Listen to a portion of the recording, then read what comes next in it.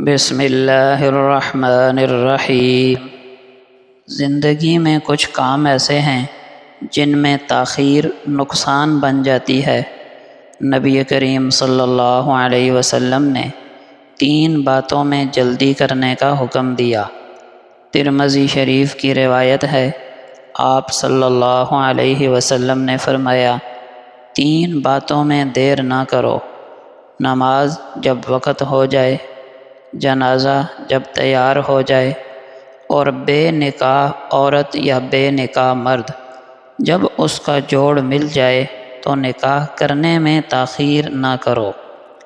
یہ حدیث ہمیں وقت کی قدر اور عمل کی فوری اہمیت سکھاتی ہے۔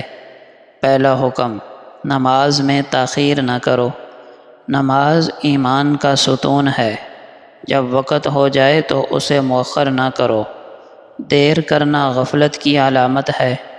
جو شخص نماز میں تاخیر کرتا ہے وہ برکتوں سے محروم رہتا ہے۔ نماز وقت پر ادا کرنے سے دلوں کا سکون اور رزق میں برکت پیدا ہوتی ہے۔ دوسرا حکم، جنازہ جب تیار ہو جائے تو تاخیر نہ کرو۔ مرنے والے کا حق ہے کہ اسے جلدی دفن کیا جائے۔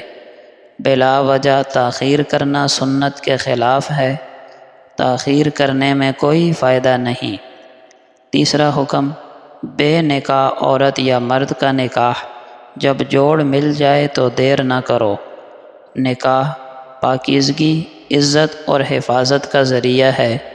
جب اچھا رشتہ مل جائے اور شرائط پوری ہوں تو نکاح میں تاخیر نہ کرنی چاہیے۔ یہ تاخیر فتنوں اور گناہوں کا رستہ کھول دیتی ہے۔ اسلام سادگی اور جلدی نکاح کی تعلیم دیتا ہے تاکہ معاشرہ پاکیزہ رہے۔ پیارے دوستو، یہ تینوں باتیں ایمان، عزت اور ذمہ داری سے جڑی ہیں۔ نماز بندے کا تعلق رب تعالیٰ سے مضبوط کرتی ہے۔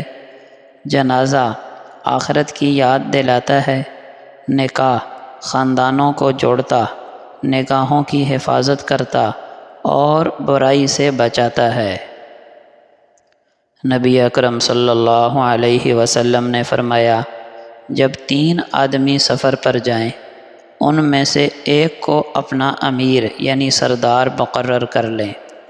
دوستو، یہ حدیث ہمیں نظم و ضبط اور اتحاد کا سبق دیتی ہے۔ اسلام چاہتا ہے کہ مسلمانوں کے ہر کام میں ترتیب، مشورہ اور قیادت ہو۔ سفر میں کئی فیصلے فوری کرنے ہوتے ہیں۔ اگر ہر شخص اپنی رائے پر چلے گا تو اختلاف پیدا ہوگا۔ اسی لیے حکم دیا گیا کہ ایک کو امیر مقرر کر لو۔ امیر کا مطلب ظالم حاکم نہیں بلکہ رہنما ہے۔ وہ مشورہ لے کر فیصلہ کرے، سب کی بھلائی چاہے، اختلاف کو ختم کرے۔ جب قیادت نیک ہوگی، اللہ تعالیٰ اس جماعت میں برکت دے گا۔ یہ اصول صرف سفر کے لیے نہیں بلکہ زندگی کے ہر میدان کے لیے ہے، چاہے گھر ہو، ادارہ ہو یا امت۔ جہاں نظم و ضبط ہوگا وہاں برکتیں ہوں گی۔